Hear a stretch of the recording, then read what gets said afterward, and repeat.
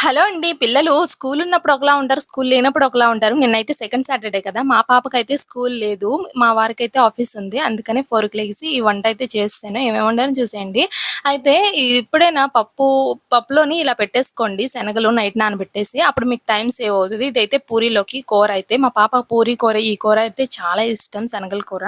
అయితే అదెలా చేశానో చూపిస్తాను. అయితే పిల్లలు స్కూల్ ఉన్నప్పుడు ఒకలా ఉంటారు. స్కూల్ లేనప్పుడు ఒకలా ఉంటారు. స్కూల్ ఉన్నప్పుడైతే త్వరగా లేపినా లెగరు.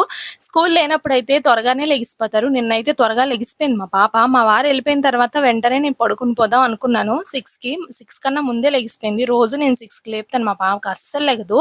అయితే ఒకరోజు స్కూల్ ఉన్నప్పుడు 6కి లేపినప్పుడు లెగకపోతే నేను కిచెన్‌కి, రూమ్‌కి 10 సార్లు తిరుగుతాను మా పాపకి లేపే ప్రాసెస్‌లో. అయితే ఒకరోజు ఏం చేసింది, "నువ్వు లెగకపోతే గట్టి కొడతానన్నానని" అదేం చేసిందనుకున్నారు, ఆ ప్లేస్‌లోనే ఎక్కడైతే పడుకుందో ఆ ప్లేస్‌లో తలగాడిను టెడ్డీ బేర్ పెట్టేసి, కప్పేసి ఎళ్ళిపోయింది.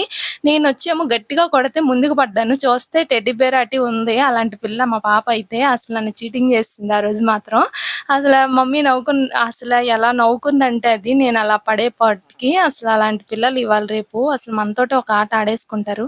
పూరీలు ఎప్పుడైనా ఇలా కలిపేసి చేసుకోండి. చాలా బాగా వస్తాయి కూర కూడా.